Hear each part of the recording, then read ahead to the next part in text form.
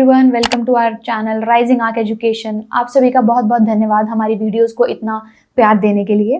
तो आज हम बात करेंगे कि मेरा जीटी इंटरव्यू क्लियर नहीं हो पा रहा है या फिर जीटी इंटरव्यू सुनते ही बच्चों के दिमाग में टेंशन आ जाती है। तो आज हम उसी के रिलेटेड बात करेंगे। आज हम कुछ पावरफुल ट्रिक्स एंड पॉइंट्स की बात करेंगे जो बच्चों को ध्यान में रखनी पड़ेगी जब भी वो अपनी जीटी इंटरव्यू की तैयारी कर रहे होंगे। तो सबसे पहले अगर मैं आज के पॉइंट की बात करूँ, सबसे पहला पॉइंट ये रहने वाला है कि know your course like a pro. अगर आप अपने कोर्स के बारे में जानते हैं या फिर आप अपने जिस भी पर्टिकुलर कोर्स में जा रहे हैं तो आपको उस कोर्स की कंप्लीट नॉलेज होनी चाहिए फ्रॉम टॉप टू बॉटम। ठीक है, एक कंप्लीट नॉलेज के लिए आपको क्या क्या पता होना चाहिए। सबसे पहले ये कि आपने वो कोर्स क्यों चूज किया है। सेकेंड थिंग कि आप वो जो कोर्स आपने चूज किया है वो आपके प्रीवियस बैकग्राउंड से कैसे रिलेट करता है। थर्ड थिंग अगर मैं बात करूँ तो इसमें रहने वाली है कि जो आपका कोर्स है उसके कोर्स कंटेंट्स क्या हैं, कोर्स की ड्यूरेशन क्या है एंड आपकी जो कोर्स है उसकी फीस क्या है। तो ये जो क्वेश्चंस रहते हैं ये मोस्ट इंपॉर्टेंट रहते हैं एक इंटरव्यूअर के दिमाग में जो वो आपसे पूछता है। तो ये जो क्वेश्चंस हैं आप बहुत अच्छे से प्रिपेयर करें। अगर आप बाय एनी चांस कोई बच्चा है वो किसी और स्ट्रीम से है और किसी और कोर्स में जा रहा है तो वो भी प्रिपेयर रहे कि उसको क्या जस्टिफिकेशन देनी है अपने प्रीवियस बैकग्राउंड के चेंजेस में। तो बच्चे इस चीज़ में फंबल कर जाते हैं या फिर नर्वस हो जाते हैं, एक्सप्लेन नहीं कर पाते हैं और ये बहुत ट्रिकी क्वेश्चन है। बच्चों को इस क्वेश्चन में वो इंटरव्यूअर ज़रूर अटकाता है, तो आपको इस चीज़ पे बहुत ज़्यादा ध्यान देने की ज़रूरत रहती है। ठीक है, अगर मैं सेकेंड पॉइंट की बात करूँ जो आपके दिमाग में रहने वाली है वो ये रहने वाली है कि जो आपका कोर्स है वो आपके फ्यूचर करियर से कैसे रिलेट करता है। तो अगर कोई भी बच्चा किसी पर्टिकुलर कोर्स में जा रहा है तो वो अपने फ्यूचर करियर का भी सोच के ज़रूर उसको चलना चाहिए कि आपका जो आपने कोर्स लिया है वो आपको कैसे आने वाले फ्यूचर में हेल्प करेगा। तो उसके लिए भी आपको 3 पॉइंट्स ध्यान रखने ज़रूरी हैं कि जो आप कोर्स करने वाले हैं उस कोर्स के बाद आपकी जो जॉब रोल्स रहते हैं वो क्या रहने वाले हैं, आप किस ऑर्गेनाइजेशन में जॉब करेंगे और आपकी एक्सपेक्टेड सैलरी जो रहेगी एज अ फ्रेशर वो क्या रहने वाली है। तो ये 3 जो पॉइंट्स रहते हैं हर बच्चे को अपने माइंड में क्लियर होने चाहिए। एंड इवन अगर मैं बात करूँ बच्चे कंफ्यूज रहते हैं फ्यूचर से रिलेटेड, तो फ्यूचर से रिलेटेड जो क्वेश्चंस हैं वो भी अलग अलग एस्पेक्ट से पूछे जाते हैं। क्या पूछ सकते हैं वो आपसे कि आपका फ्यूचर प्लान क्या है, आपका करियर प्रोस्पेक्ट क्या है, आपके लॉन्ग टर्म गोल क्या है। एंड इवन ये चीज़ भी मैं क्लियर करना चाहूँगी, बच्चे कंफ्यूज रहते हैं short term goal and long term goal, both are different thing. अगर मैं शॉर्ट टर्म गोल की बात करूँ, जैसे हम छोटे होते हैं, फॉर एग्जाम्पल बच्चों का सपना होता है कि मैं ये भी बनूंगा, मैं ये भी बनूंगा, लेकिन एट लास्ट वो लास्ट में जाके जो बनते हैं, जो भी वो जिस जॉब रोल पे होते हैं वो क्या होता है, वो उनका लॉन्ग टर्म गोल होता है। एंड इस क्वेश्चन को ऐसे भी पूछा जा सकता है, where will you see yourself after 5 years।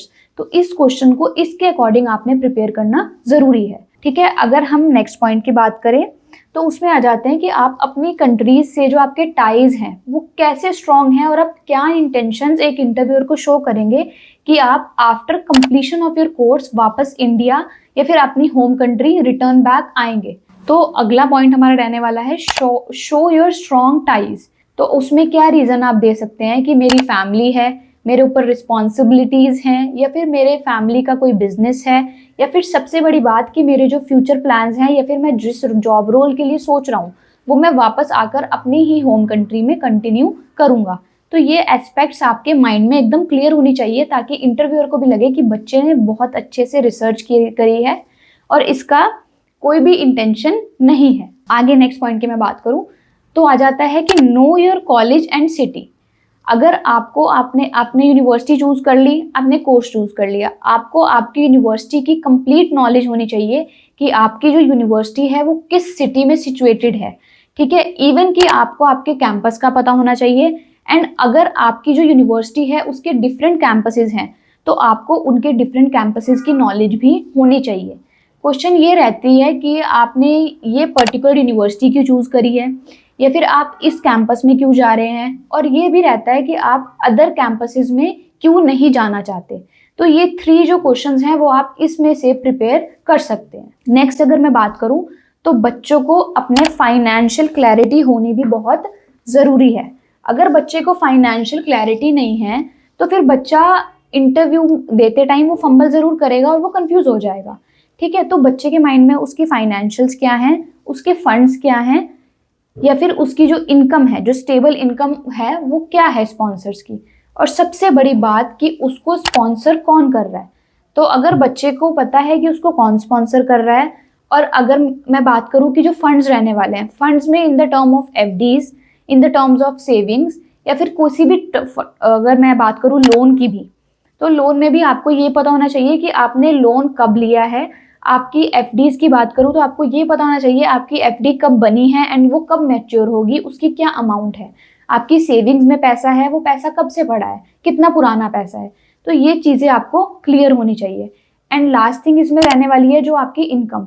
तो जो आपके स्पॉन्सर्स आपको स्पॉन्सर कर रहे हैं, उसमें क्या रहता है कि जो आपकी इनकम है वो आपको क्लियरली पता होना चाहिए कि वो जो इनकम है वो कौन सी है। या तो सैलरी होगी, या वो पेंशन से आ रही होगी, या फिर वो कोई बिजनेस इनकम होगी, या फिर कोई गवर्नमेंट एम्प्लॉय में सैलरीड भी आ जाता है, और एक होता है एग्रीकल्चर इनकम। तो इन इनकम का जो सोर्स है वो क्या है, वो भी आपके माइंड में क्लियर होना चाहिए। मतलब बच्चा इस चीज़ को लेके बिल्कुल कंफ्यूज ना रहे, हर चीज हर पॉइंट उसको क्लियर होना चाहिए। इवन जो आपके बिजनेस प्रूफ्स आपने आगे यूनिवर्सिटी को प्रोवाइड किए हैं, आपको वो भी क्लियर होना चाहिए कि आपके फादर या मदर जो भी आपको स्पॉन्सर कर रहे हैं, उनका बिजनेस कब स्टार्ट हुआ, कब क्या स्टार्ट डेट है, क्या उसका एड्रेस रहने वाला है, क्या उसकी लोकेशन है। ठीक है। अगर मैं फाइनेंशियल क्लैरिटी की बात करती हूँ तो इसमें आपकी फीस आ जाती है और आपके लिविंग एंड ट्रेवल एक्सपेंसेस आ जाते हैं। तो आपको इस चीज़ में बिल्कुल पर्टिकुलर रहना है, इस चीज़ में बिल्कुल कंफ्यूजन जो है वो क्रिएट नहीं करनी है।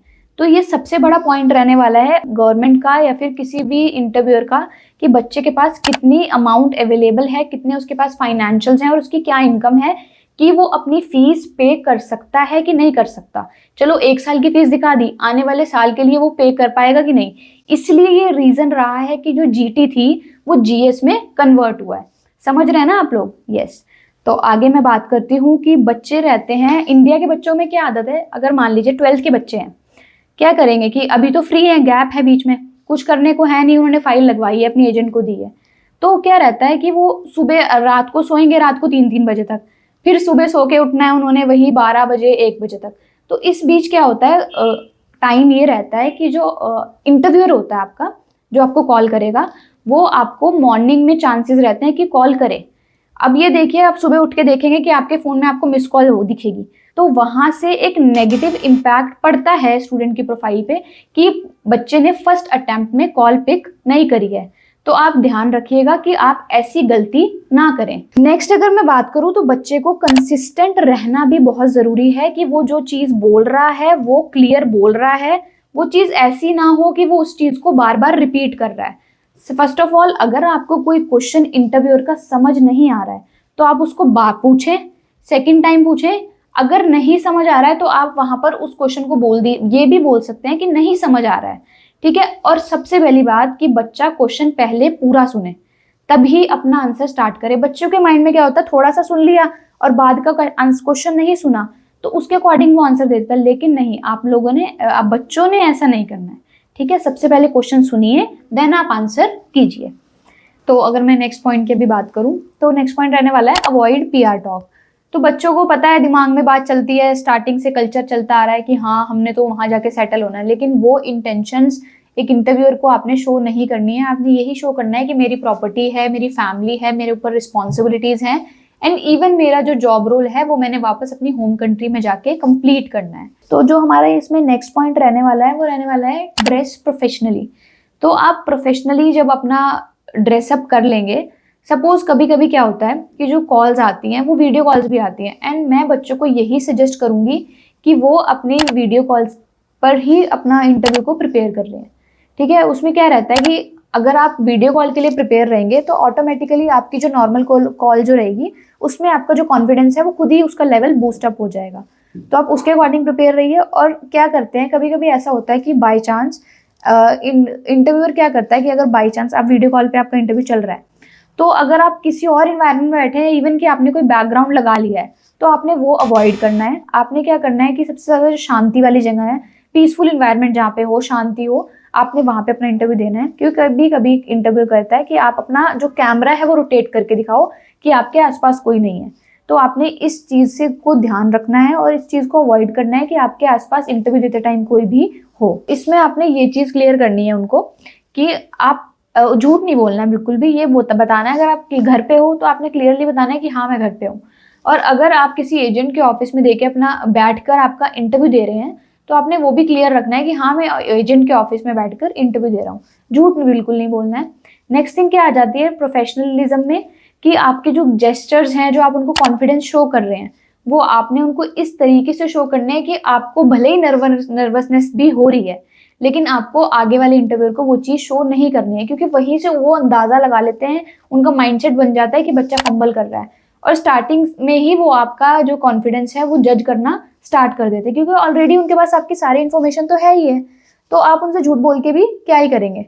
तो आपने बिल्कुल झूठ नहीं बोलना है। नेक्स्ट जो पॉइंट रहता है इसमें कि आपको जो भी आप आंसर्स देंगे वो क्लियरली बोलने हैं और कॉन्फिडेंस के साथ बोलने हैं और धीरे धीरे बोलने हैं, कोई फंबल नहीं करना है आपने, या फिर बच्चों को होता है वो एंड करते हैं, वो चीज़ नहीं करनी है बच्चों को, तो उस चीज़ का थोड़ा सा ध्यान दें। नेक्स्ट अगर मैं बात करूँ ट्रिकी क्वेश्चंस, जो इंटरव्यूअर है वो आपसे ट्रिकी क्वेश्चंस पूछेगा। ट्रिकी क्वेश्चन वाला जो क्वेश्चन आता है उसमें ये आ जाता है कि आप अगर अपना कोई कोर्स आपने चूज़ किया है, अकॉर्डिंग टू योर स्ट्रीम वो नहीं है, सपोज आप कॉमर्स स्ट्रीम के बच्चे हैं फॉर एग्जांपल, और आप अर्ली चाइल्डहुड में या किसी और फील्ड में जा रहे हैं कोर्स के लिए, तो आपको वो इंटेंशन उस कोर्स का जो आप जस्टिफिकेशन देंगे वो इतना क्लियरली उनको एक्सप्लेन करना है कि वो सामने से आपसे अगर कोई क्रॉस क्वेश्चनिंग कर रहे हैं तो उसका भी आप क्रॉस क्वेश्चन अच्छे से उसका जवाब दे सके।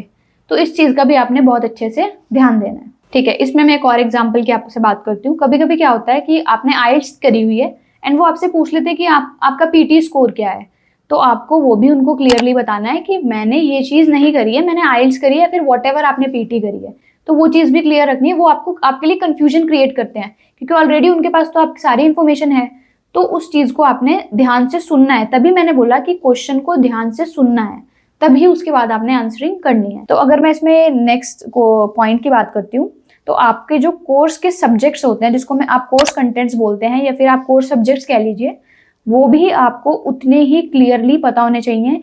एटलीस्ट 5 to 6 जो आपके कोर्स के सब्जेक्ट्स रहते हैं, कंटेंट्स रहते हैं, वो आपको पता होने चाहिए। एंड इवन उन कोर्स कंटेंट से आपको क्या सीखने को मिलेगा वो भी आपके माइंड में पहले से उनकी पिक्चर बनी होनी चाहिए, कि आपसे पूछा जाए कि उनकी डिस्क्रिप्शन दो तो आप उसको क्लियरली एक्सप्लेन कर सकें। अगर मैं नेक्स्ट पॉइंट की इसमें बात करती हूँ, तो आपने कॉन्फिडेंस दिखाना है विद पॉजिटिव एटीट्यूड, कॉन्फिडेंस के साथ बोलना है। अगर नर्वसनेस भी हो रही हो तो वो आपके कॉन्फिडेंस के साथ इतने अच्छे से मर्ज अप हो जाए कि अगर आप कुछ भी आंसर कर रहे हैं तो वो आपके नर्वसनेस शो ना हो।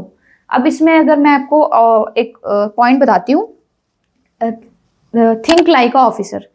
तो think like a officer, officer की तरह थिंक करोगे तो ऑटोमेटिकली आपको कॉन्फिडेंस आपका बूस्टअप होगा। तो जैसे जैसे आपको कॉन्फिडेंस बूस्टअप होगा वैसे वैसे ही आपके आंसर्स जो होंगे ऑटोमेटिकली आप बोलना शुरू करेंगे। वो जो आंसर्स होंगे आपके रटे हुए आंसर्स नहीं लगेंगे, ना ही कोई मेमोराइज आंसर लगेंगे। वो ऐसा लगेगा कि बच्चा जेन्युइनली चाहता है, उसकी इंटेंशंस हैं, अपनी आगे की जो स्टडीज हैं वो कंटिन्यू करना चाहता है। तो आप बिल्कुल क्लियर रहिए, एक ऑफिसर की तरह सबसे पहले अपना माइंडसेट बनाइए, उसकी तरह सोचिए। नेक्स्ट जो हमारा इसमें पॉइंट रहने वाला है कि आप टाइम टू टाइम अगर आप इंटरव्यू की प्रिपरेशन कर रहे हैं या फिर आपने कोई एजेंट आपको प्रिपरेशन करवा रहे हैं, तो आप अपने एजेंट्स को खुद कहिए कि मेरे मॉक इंटरव्यूज लीजिए सर। अपने मॉक इंटरव्यूज पे भी आप तैयारी कीजिए, इवन कि आप वीडियो कॉल्स पर भी अपनी इंटरव्यू की तैयारी मॉक इंटरव्यूज दे देकर कर सकते हैं, ठीक है। इसमें नेक्स्ट आ जाता है कि अगर आपके मार्क्स हैं किसी सब्जेक्ट्स में, अगर मैं बात करती हूँ तो आपके अकेडमिक्स में क्या स्कोर हैं, आपने अपने पीटी या आइल्स में क्या स्कोर करे, वो भी आपको इंडिविजुअली पता होने चाहिए। सबसे पहले मैं बात करती हूँ अकेडमिक्स की। तो अकेडमिक्स में आपने 10th में क्या स्कोर किया है, आपने 12th में क्या स्कोर किया है। और अगर मैं 12th की बात करती हूँ तो 12th में आपकी जो परसेंटेज होती है वो दो तरीके से कैलकुलेट होती है। एक होती है आपकी कोर 4 परसेंटेज और एक होती है आपकी ओवरऑल। तो जो अगर मैं कोर 4 परसेंटेज की बात करती हूँ तो आपके 4 मेन बेस्ट सब्जेक्ट्स होते हैं जिससे आपकी स्ट्रीम डिसाइड होती है, वो होते हैं।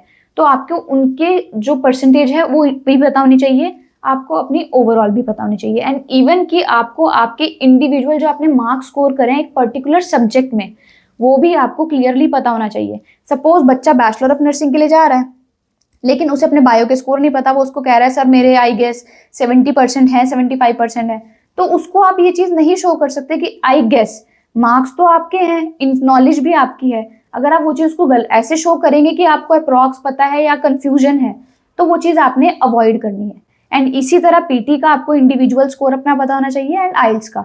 एंड आपको अपने एग्जाम सेंटर और एग्जाम की डेट भी पता होनी चाहिए कि आपने वो एग्जाम कब दिया है। ठीक है, तो आपका इसमें जो नेक्स्ट पॉइंट रहने वाला है, सबसे मोस्ट इंपॉर्टेंट पार्ट जो रहता है आपकी फाइल का, वो रहती है आपकी SOP, स्टेटमेंट ऑफ पर्पस। उसमें एक जेन्युइन स्टूडेंट के लिए बारे में सब कुछ लिखा जाता है, किस कोर्स से है, किस स्ट्रीम में है, किस कोर्स में जा रहा है एंड किस यूनिवर्सिटी में वो जाएगा।